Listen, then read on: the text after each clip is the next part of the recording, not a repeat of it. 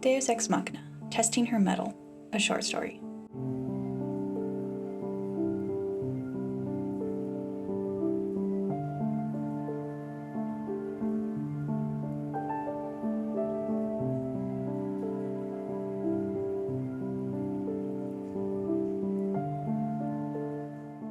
Mina narrows her eyes at the pen across the room and focuses her mind.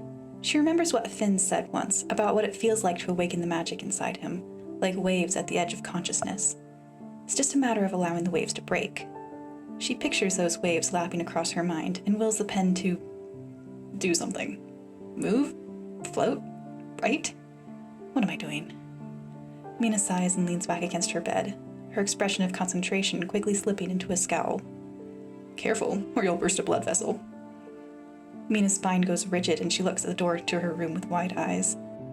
Finn leans against the doorway, his eyebrow raised in a mixture of amusement and confusion. That's not how blood vessels work, Mina says. It is. I saw it happen once, Finn says, picking at the wood of the door frame, nonchalantly. This one boy focused so hard that blood started dripping out of his eyes. They carried him away to the doctor and I never saw him again. Mina's mouth drops open in shock. Then Finn's eyes flick to her, and his hint of a smirk pulls at the corner of his mouth. Mina scowls at him. You're lying, she says. Finn smiles and pulls away from the doorway. He picks up the pen on her desk and twirls it around in his fingers. What are you doing anyway? He asks, trying to do homework from the other side of the room. No. Mina can't help the defensiveness bleeding through her tone. Finn lies so easily. When Mina tries to lie, it's like all of her thoughts fly straight out the window. Finn stops spinning the pen and looks at her expectantly. Mina glances away, her hands instinctively reaching for her long dark hair, twining the white pieces into the black. The rest of the words come out as a mumble. I was trying to see if I have magic. Finn stares at her silently, and Mina meets his eyes, trying to read the expression there. It's like staring at a brick wall. He gives her nothing. He thinks she's an idiot. He's disappointed in her. He's thinking she should get back to her homework. That's not how magic works, he says simply, placing the pen back on the desk. Mina flops back on her bed and buries her face in her pillow. I know, she mumbles through the fabric. When Finn doesn't respond, she lifts her face from the pillow slightly, gazing at the tiny threads of fabric weaved together so perfectly. I thought maybe I could feel it if it was there, even if I don't have any demigod injections. Couldn't you feel your magic before you got your tattoo? Finn taps his fingers on the desk. In a way, he says, but I already knew I was a child of Logos. You can't rely on arbitrary feelings for these things, Mina. It's too easy to trick your mind into seeing something that isn't there. Something that isn't there. Mina lets those last words sink in. Magic that isn't there. A life for her that isn't there. A strand of her white hair slips down in front of her face, and she examines the way it reflects the sunlight. She refuses to believe it's just her imagination. She knows there's something special about her. Mina looks back at her brother again. But if you didn't already know you were a demigod, she says. Mina. Finn's voice is suddenly sharp, saying her name like a warning. She hesitates for a moment, then she says it. I think I'm a demigod too. She spits out the words with an unexpected venom. How long had they been languishing inside her? Since Finn's adoption? That was 7 years ago. Has she really been thinking about this for that long? Finn's face remains unchanged at her words, blank and unreadable. But Mina thinks she sees cracks starting to form in her brother's mask, revealing some kind of emotion shining through, though she can't tell what. And why do you think that? He asks. Look at me, Finn. Mina sits up straight and yanks on her hair. She always hated her hair. The mismatched color was a source of teasing by the other kids in House Logos for years. Do I look fully human to you? The cracks in Finn's mask seal over, and he gives her an easy smile. You look fully like my idiot little sister. I'm serious. Finn's smile fades, leaving wisps of sadness behind. I know, he says softly. Mina stands up from her bed and paces in front of the mirror. Her unnaturally blue eyes stare back at her. None of her makes sense unless she's a demigod. She couldn't say why, but for some reason she wants Finn to believe her more than anything. His opinion shouldn't matter so much to her, but it does. If he doesn't believe her, then maybe she really is just crazy. Mina sighs. You should ask Father if you can take the demigod tests, Finn says. Mina blinks in surprise. She whips her head to look at Finn again, relief crashing over her. You believe me? Finn searches her eyes carefully for a moment. I believe the tests will give you the answers you seek, he said slowly. Finn has a way of making words say exactly what he wants someone to hear, without actually saying anything at all. Mina knows this, but he gives her hope all the same. A grin spreads across her face. That's good enough for me, she says. Mina bounces on her heels. In fact, I think I'll go ask him right now. Finn looks surprised. I'll come with you. Mina shakes her head. She's 17. She can't always rely on Finn to solve her problems. I can handle it, she says. I think I have a pretty good case. Finn frowns. It's about the implications of what you're saying to him, Mina. Mina steps out the door, hopes high. He'll be fine, she says. Finn waits outside the door to their father's study, hearing their lowered voices inside. He knows Mina wouldn't want him listening in on this conversation, but... He leans against the wall close to the door, but not quite on it. It's surprisingly soundproof. Finn rolls his eyes in irritation. Of all the times he successfully eavesdropped on people, and this is the time it doesn't work out for him. He supposes he could grab a glass from the kitchen, but that might be difficult to explain away if one of them opens the door suddenly. And then the voices raise. You would dare! Father's voice. It's not that I'm not grateful, Mina! And the two of them suddenly fall silent. Finn leans in closer, trying to make out his father's next words, but his voice is in too low a register. Mina's is a little easier to make out. I wasn't trying to say that Mother was unfaithful to you, but that is what you're saying, isn't it? No, I just... As her voice is lower again, Finn sighs. He tried to warn her about that. If he was in there, he could have smoothed over that part of the conversation. But maybe they wouldn't have listened to him. He'd never had the chance to meet Mina's mother. She'd passed away years before his adoption. Any arguments he could make about the nature of her character would have fallen on deaf ears. Finn had seen a single painting of the woman hidden in their father's office. She was almost never spoken of in the Enfield house, and yet, from what he remembers, Mina looks quite a bit like her, and almost nothing like their father. Mina's idea that she could be a demigod isn't completely far-fetched in that respect. But it means the godly parent would be male. It means Mina's mother would have lied to their father, and it means besmirching the name of the woman he loved. Finn shouldn't have suggested talking to him. He understands Mina's side, but this could only have ever gone one way. He takes a hesitant step back from the door just as he hears Mina's voice again. You don't understand. I need to know. I don't understand? You're throwing around baseless accusations because of a feeling, and I'm unreasonable? I have been patient with you for many years, Mina. I never forced you to become heir of our family, because I know you were never suited to it, because you were far too busy with your head in the clouds to accept that kind of responsibility, and I don't want that. Finn makes a better heir than I ever would have anyway, and not just because of his magic. I wasn't finished. Mina falls silent. I never forced you to marry. I never had any expectations for you that I didn't think you could achieve, but that you would try to separate yourself from me by claiming godly blood, that you would spit on your mother's name. You are my daughter, Mina. You are not a demigod. Whatever Mina says next is too quiet to hear.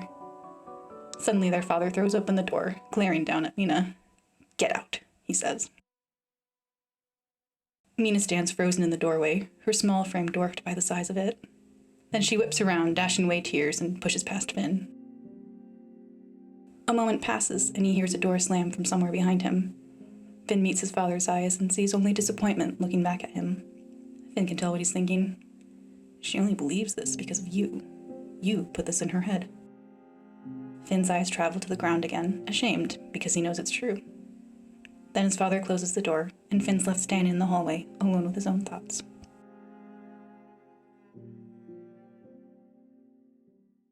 Months later, Finn quietly closes the front door of the house as he steps inside, trying to prevent the sunlight from leaking inside. The curtains are all drawn. Everyone's asleep. His steps sway, and his vision blurs in and out of focus. Probably should have stopped shy of that last drink, he thinks. The lamp he bumps into agrees as it topples to the floor. Finn desperately tries to grab it, but while his magic allows his mind to stay sharp under the influence of alcohol, it does no favors for his coordination. The lamp shatters on the ground, scattering delicate pieces of blue glass everywhere. Shit. Finn freezes in the entryway, expecting someone, probably his father, to come and yell at him for being out so late. But the only thing he hears is a sudden clatter coming from Mina's room. He glances down at the glass for a moment, which sparkles pleasantly in the low light. I'll clean it in the morning. The glass shards crunch under his shoes as he moves towards Mina's room. She really shouldn't be awake at this hour. Neither should he. Damn idiots, the both of them. Finn's surprised to find Mina's door already open a crack. Spares him from having to turn the doorknob, thank soul. He pushes the door open the rest of the way. Mina, why are you... Mina's standing on her bed. She turns to him, eyes wide in panic. Then she yanks the curtains over her bed closed, depriving the room of sunlight and temporarily blinding Finn as his eyes try to readjust to the darkness. He didn't have a chance to get a look at her room. Mina jumps off her bed and hustles Finn out the door again. He stumbles as she spins him around. You're drunk, aren't you? She says, lowering her voice so as not to wake their father. Finn scowls. I'm a demigod. I don't get drunk. Bullshit. I could still beat you in an argument. I'm sure you could, Mina says grimly, pushing past him. She pauses when she sees the broken lamp on the floor, and then pouts. Aw, I like that lamp. I always hated that lamp. And it seems the feeling was mutual, she says with a snort. Then Mina crouches down and starts cleaning up the glass. Finn sways for a moment, then crouches down with her. I was going to clean it in the morning, he says. Mina doesn't look up, focusing on collecting the glass in her hand. Father would see it before you got to it, she says. So, I'm an adult. I can go out drinking if I want. He'd say you were being irresponsible. Mina spits out the last word with as much mockery as she can muster. She hadn't held a conversation with her father since she brought up the theory of being a demigod. Finn had never seen her hold a grudge against someone like this. Every word she says about him now is pure venom. It's strange to see this side of her. It's petty and childish and wrong. That's not the sister he knows. Finn looks down at her hands and notices something strange. As Mina reaches for another piece of glass, he intercepts her and grabs her hand instead. Hey, what are you... Finn pulls her hand closer to him and examines it. There's blood under your nail beds. Mina yanks her hand away, her expression guarded. I'm holding glass. I probably cut myself by accident. Mina, I'm drunk, not stupid. I thought you said you couldn't get drunk. She's trying to change the subject. God, she's a terrible liar. Finn stands up and moves past Mina, ignoring her protest. He steps into her room and looks around. Though his eyes still have trouble focusing, they've at least adjusted to the light now.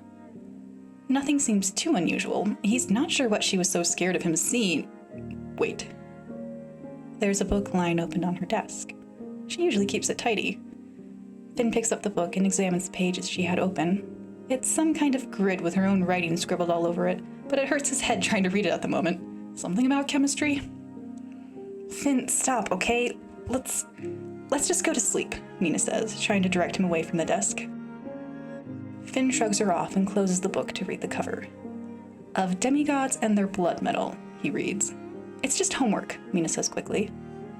Finn turns back to the page she had open and squints. Ah, it's the periodic table of elements. Her scribbled notes are talking about which gods are associated with which metal. The one note catches his eye. Maybe this one? Don't know where to find platinum. No, she can't possibly be that stupid. Finn drops the book back onto the desk with a thump, then wrenches open the drawer.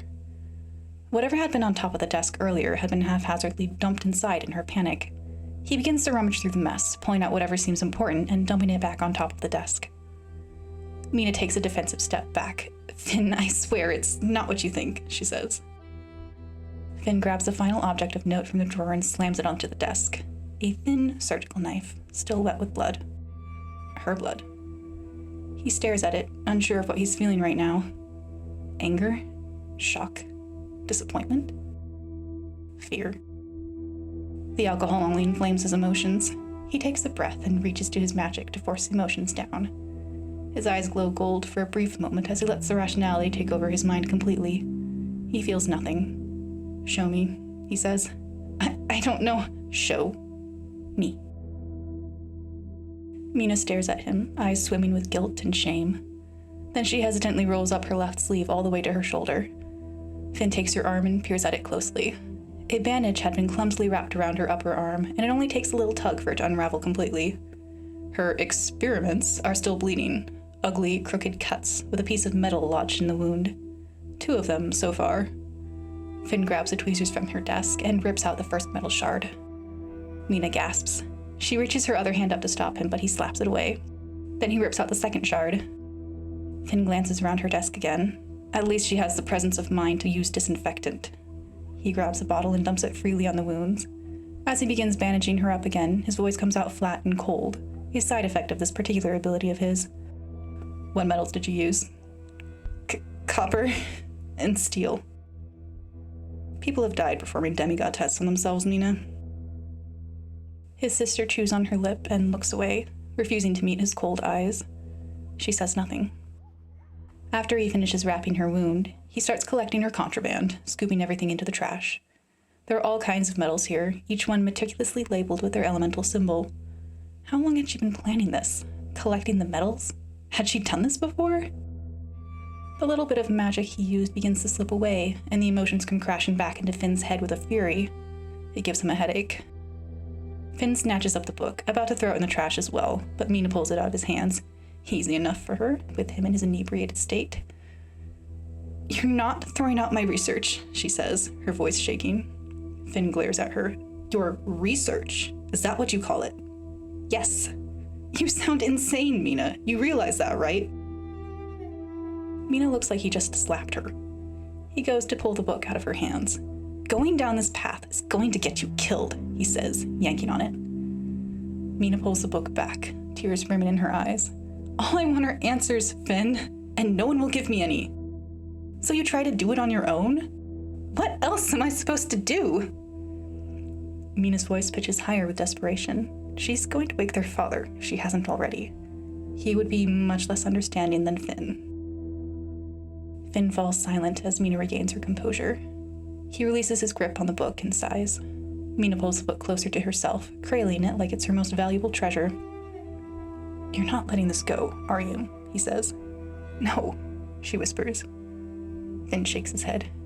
"You're an idiot," he mutters. Mina glances down at the book, but doesn't answer. "Listen," Finn says.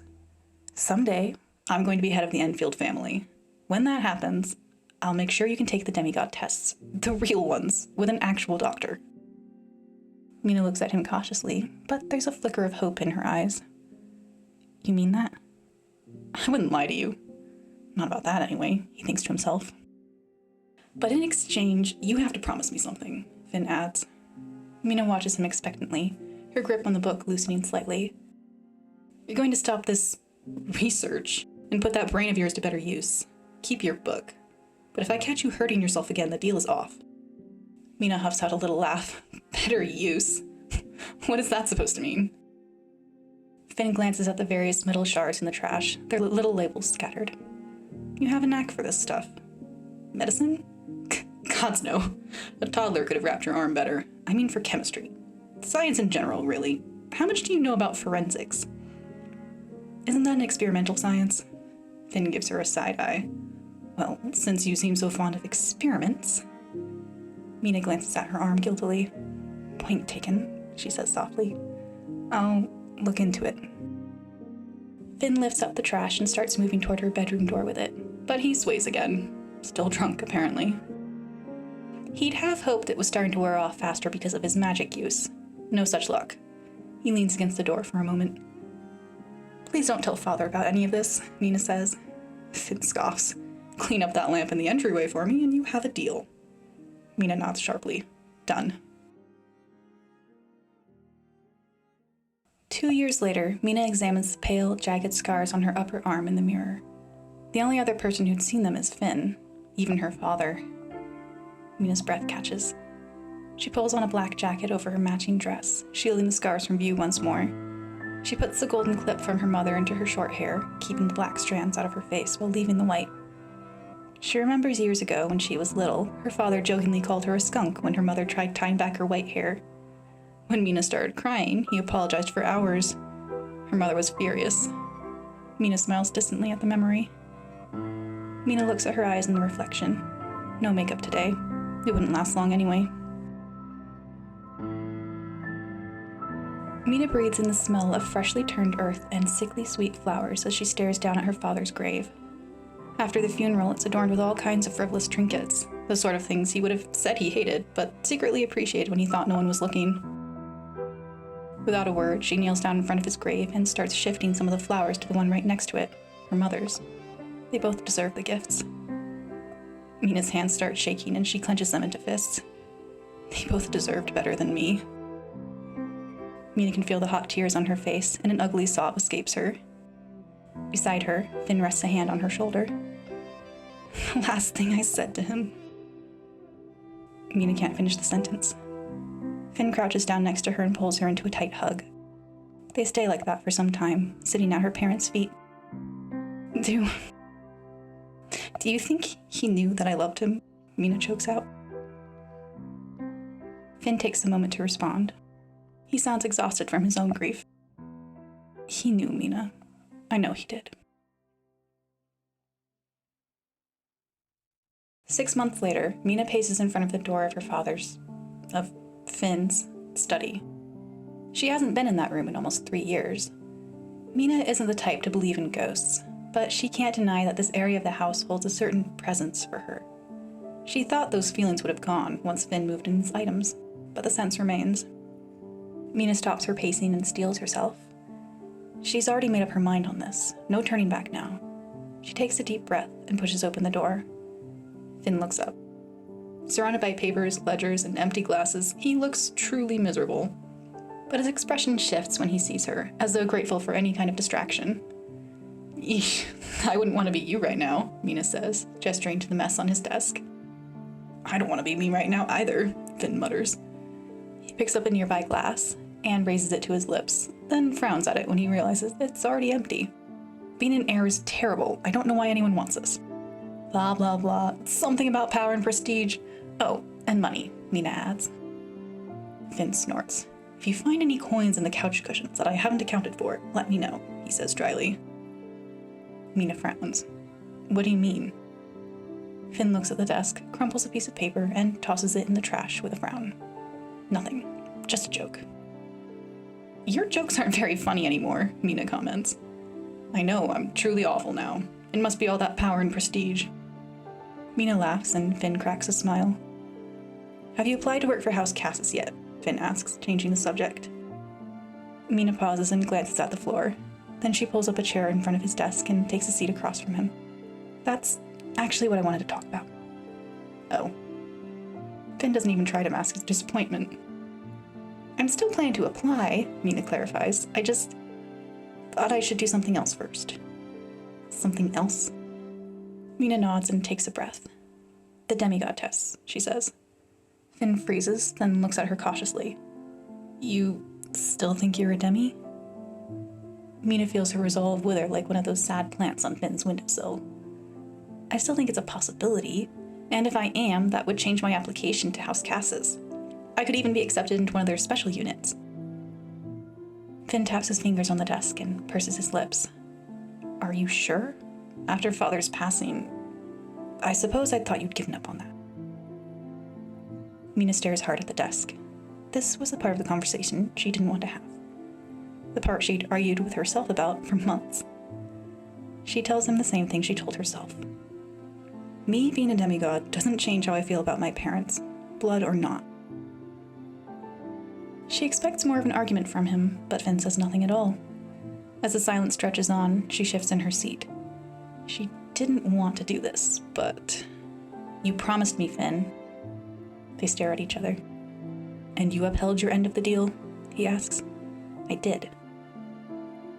Finn watches her silently for another moment, then he rubs a hand over his face and sighs. All right. Mina's heart lifts. Finally. Answers. Then Finn laughs, glancing off to the side. If you do happen to be a demi, you could take over as head of the family instead of me, he says. Mina puts her hands out defensively. Gods no, you can keep that, thank you very much. Sounds boring as hell. Finn snorts. Damn, thought I had you there. Mina grins. What, and make your life easier? I'm the little sister, Finn. Making your life hard is what I do. Finn shakes his head. You'll be the death of me, I'm sure. Mina leans forward, feeling hopeful and excited for the first time in months. When do we leave? She asks. Give it a week. What? Why so long? Finn drops his head to the desk and mumbles, because I'd like to be sober for that. You're not planning to be sober for a week? No, don't ask. Mina shakes her head.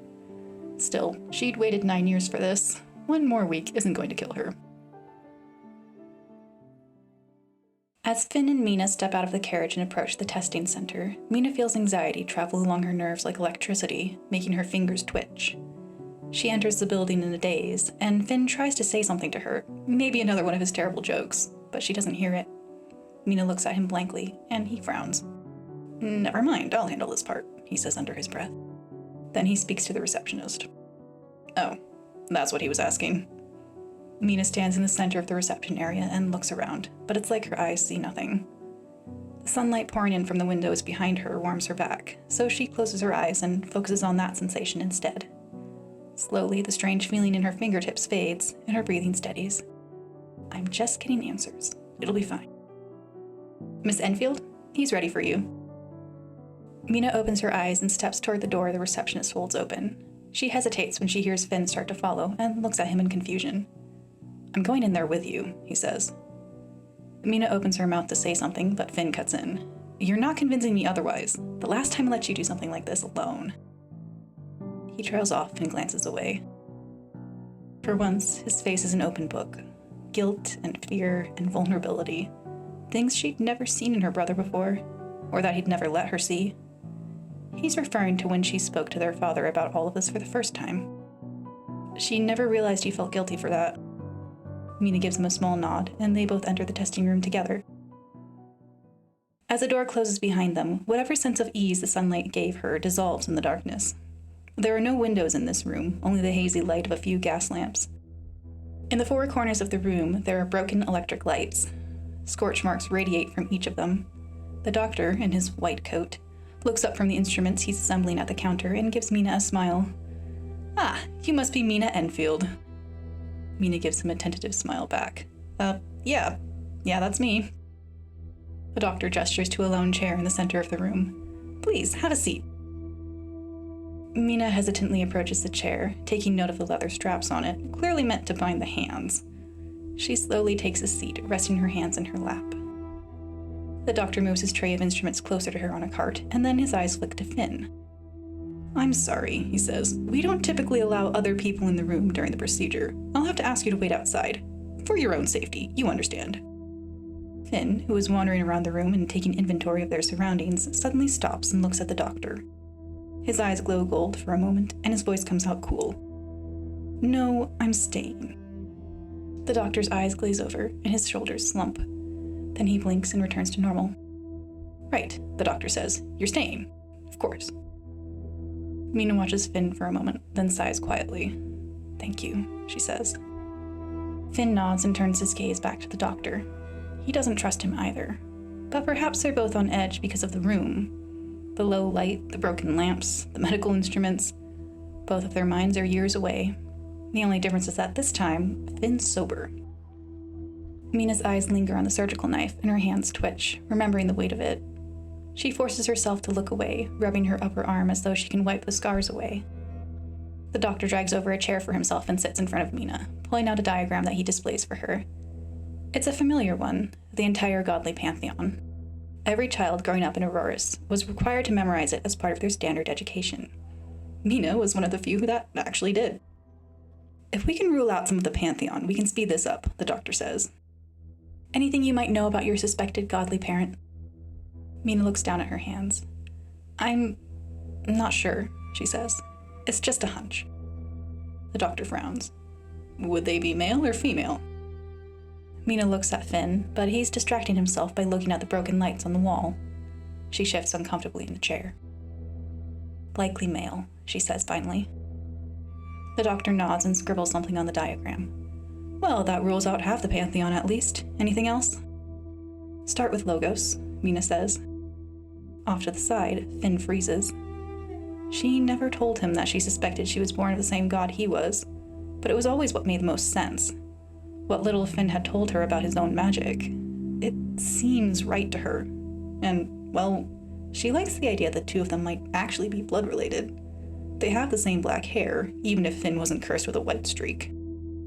It makes sense, she confirms to herself. The doctor nods and puts the diagram aside. He grabs a small bottle of liquid from the counter and swirls it around for a moment. Then he hands the bottle to Mina. "Drink this, please," he says. "What is it?" The doctor goes to fetch something else from the counter and addresses her over his shoulder. "A sedative. You shouldn't pass out, but you'll feel drowsy. Mina drinks it. It's bitter on her tongue and then numbing. Otherwise, she doesn't feel any different. Then the doctor comes back over and hands her something. Mina resists the urge to laugh. A bucket, she says, turning it in her hands. For nausea, the doctor explains, dead serious. Oh, wonderful. Finn paces around them, watching the doctor return to the counter again through narrowed eyes.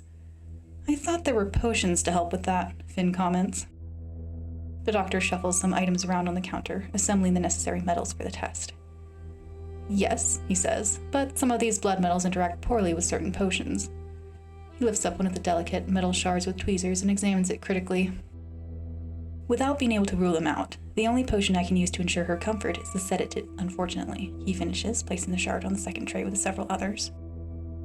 The doctor's explanation aligns with what Mina had already taught herself about blood metal, but Finn doesn't seem so convinced. Before he can protest, Mina speaks up. Please ignore my brother. You seem like you know what you're doing.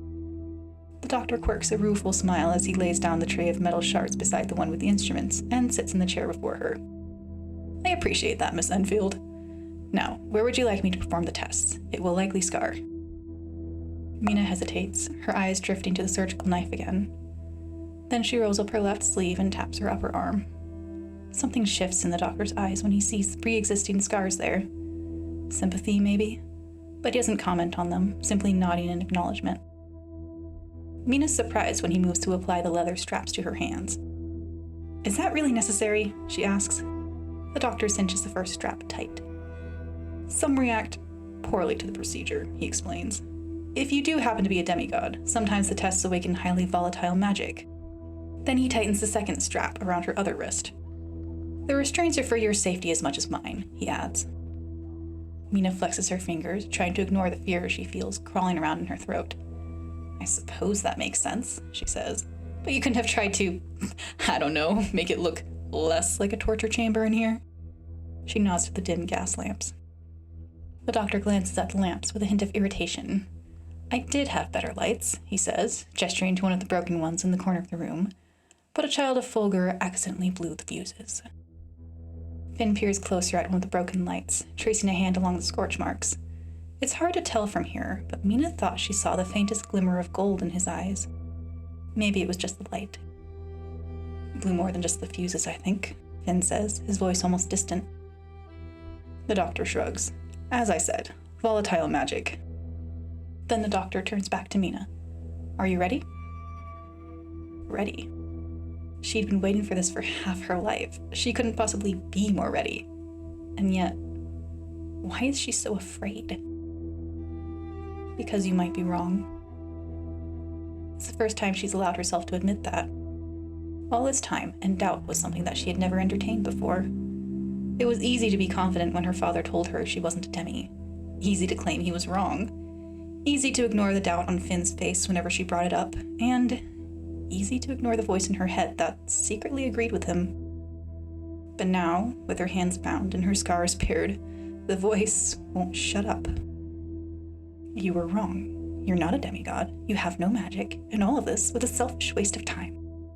Selfish waste. Mina sighs, pushing the thoughts away again. Then she looks at the doctor with a smile. I'm ready. It feels strange to Finn, being in this room. It reminds him of his own demigod procedure years ago. Although that had been in the moon level with a suspicious doctor that couldn't have cared less how he responded to activating his magic for the first time. But they only had to stick him with one kind of metal. Mina's arm has started to look like a pincushion, and if the look on her face is anything to go by, she feels like one too. Finn watches as the doctor carefully slips yet another type of metal under Mina's skin, and checks her eyes for any kind of reaction. Nothing. Another one crossed off the list. Mina looks at the doctor through half-lidded eyes as a sedative seems to be doing some kind of work, but her face is pale, and a sudden shudder racks her body. The doctor doesn't seem to notice as he takes more notes, but Finn does. Mina. Mina blinks slowly and gives Finn a tight smile. Her voice is oddly quiet when she speaks. I'm fine. You're not. Mina looks like she wants to respond, but suddenly dips her head in the bucket and empties what little is left in her stomach. Finn winces. He'd heard about blood sickness, what happens when someone introduces too much metal into their blood, demigod or not, but he'd never witnessed it personally before. It's hard to simply stand and watch his little sister go through it.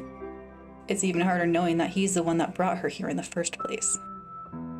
Finn glances away, not wanting her to see the doubt writhing behind his eyes. He'd used some magic to hide his emotions from her earlier, but she's bound to catch on if he does it again. He distracts himself by addressing the doctor instead. How many are left? Doctor carefully removes the previous metal shard from Mina's arm and turns back to his tray of instruments. He lifts up a small syringe filled with liquid silver and regards it thoughtfully. Just the one. Usually I save DeLucos for last. His blood metal is unkind to those who aren't his children. Finn paces closer. DeLucos. You mean mercury. Ah, you know your blood metals. House Logos, was it? You can't give her mercury. Mina weakly lifts her head. Her voice is a tremor, but the words cut through Finn like a knife. Do it. The doctor looks at Finn apologetically and begins preparing for the injection. Finn feels that writhing doubt beginning to unfurl into something else as any residue of his earlier magic evaporates. This is madness. He grabs the doctor's arm, who startles at the sudden motion. Finn's barely able to keep the anger out of his voice. Look at her. If you give her that, you'll kill her. The doctor glances at Mina. Normally, she would be furious at Finn for his interference. That's fine. Better that she be angry than dead. The doctor half-heartedly shrugs. This is a common test. It will feel unpleasant, true, but the dosage is carefully measured. It's rare for it to do any real damage. Finn grits his teeth, and his words come out more clipped than he intends. And how many of your patients have already been tested for half the Pantheon? The doctor hesitates. Perhaps he has some moral fiber after all, and here Finn thought he was just in it for the generous compensation. Then the doctor opens his mouth again. With all due respect, Lord Enfield, I have to default to the patient's preference on this matter, not yours. If she requests the test, I have to respect that. Finn releases the doctor's arm, and a disbelieving smile pulls at his lips. Mina watches him with a dawning horror on her face. Finn closes his eyes and takes a long breath. Then let me rephrase it for you, Doctor. Mina's breath catches in her throat. Finn, please don't. Finn opens his eyes, and they're already glowing. He feels the cool rationality of his magic wash over him as he speaks. You're not giving her the mercury. You're not doing any more tests. That familiar glazed expression suddenly drops on the doctor's face. He simply nods and begins packing up his materials. Finn stares hard at the floor as the glow in his eyes fades, along with the rush he always feels when he uses his magic. He doesn't want to see the look on Mina's face, but he can't deny the utter betrayal in her voice. Finn, you promised me. Finn kneels down and starts undoing her restraints, still avoiding her gaze. Mina's voice cracks.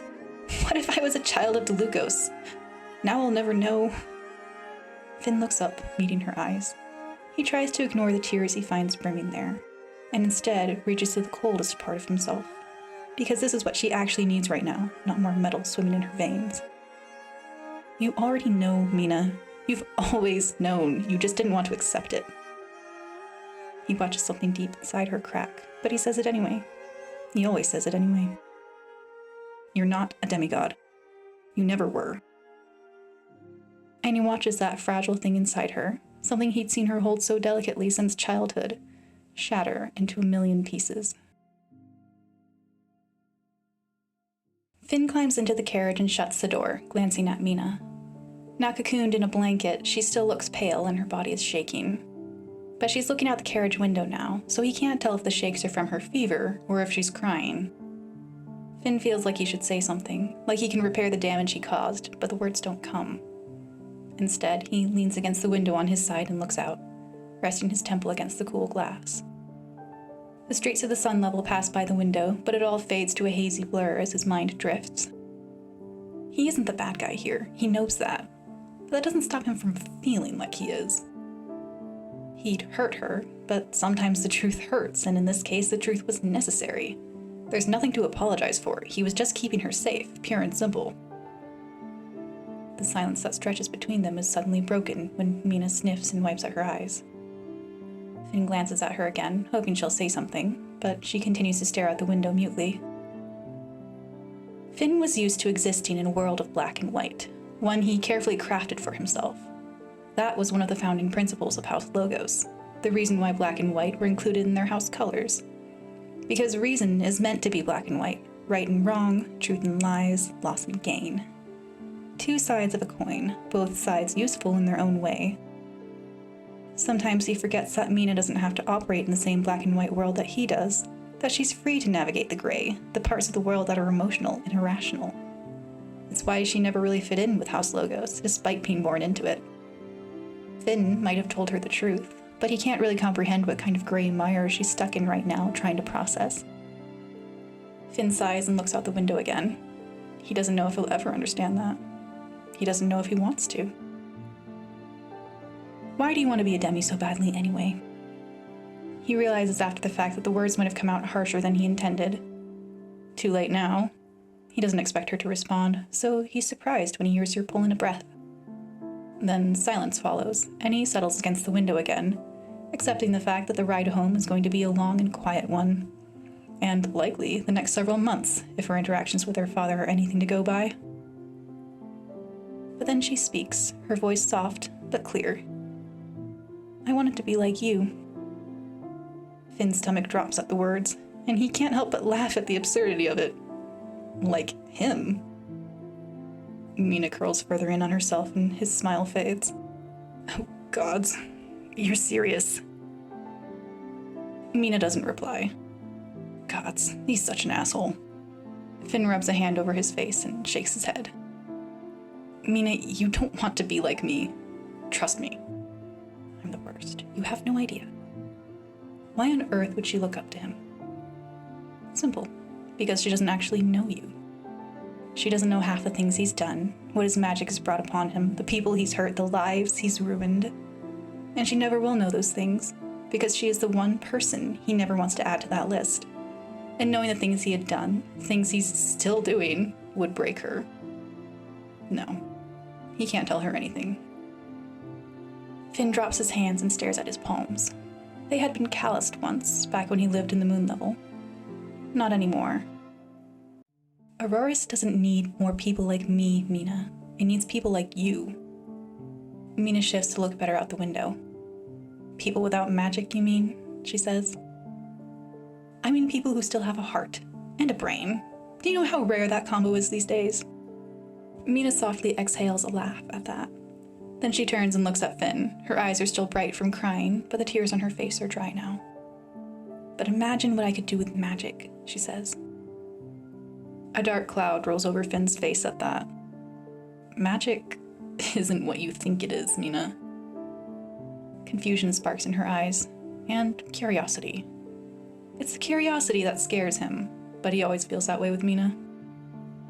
What do you mean? She asks. There's so much innocence in the question, Finn reacts to it like touching a hot stove. He never talks about his magic with Mina anymore. Talking about it was what made her think she was a demigod in the first place. It also treads dangerously close to the secrets he keeps from her, and once he gives her something to latch onto, he knows she'll uncover everything eventually. She's too clever for her own good sometimes. Funny, people used to say that about him. Maybe they're more alike than she realizes. The difference is that she's still young, and she has a chance to make better choices than he has, to be a better person than he is. He'll have to tread carefully here. He looks out the window so his face doesn't betray anything. When a demigod first unlocks their magic, they have two choices: keep it to themselves or use it openly. If you keep it to yourself, you're safe and secure, but you'll be walking on eggshells for the rest of your life, hoping that no one discovers what you're capable of. If you use it openly, your magic is no longer your own. Mina watches Finn with rapt attention, absorbing everything he says like a sponge. If he stops there, she'll just ask more questions he doesn't want to answer. So he continues. There are people in Auroras who crave that kind of power, if not to possess it themselves, then to be the ones that wield it. When you openly use your magic, those people will eventually find you, no matter your intentions. And the stronger you are, the more they covet you. But it isn't you they want, because to them, you cease to be a person. You're just a tool to be used as they see fit. Finn smooths his face before turning back to look at Mina. To have magic is to lose your freedom, Mina. And there is much more good you can do with that than with magic. He can see her turning over his words in her mind like those puzzle boxes he gave her when she was little, evaluating. She tilts her head. You really think I'd make any kind of difference in Auroras just as I am, she says. Finn sighs and leans back in his seat. He stares up at the roof of the carriage. You're the smartest person I know. If anyone can change the city, it's you. I've always thought that, he says. Mina looks down, her face somber, as it's often been the last few years. It's an expression that doesn't suit her. Thank you, Finn. For what? For always being the one to believe in me. Finn laughs. I'm the big brother, Mina. Believing in you is what I do. They sink back into silence, this time a more comfortable one. After a moment, Mina cracks a smile. I'm the smartest person you know? Smarter than you? Finn shoots her a glare and sees that mischievous grin on her face that he hadn't realized he'd missed. He gives her a hard flick on the forehead. Don't push it. Mina snickers and Finn hides a smile. Now that's his sister.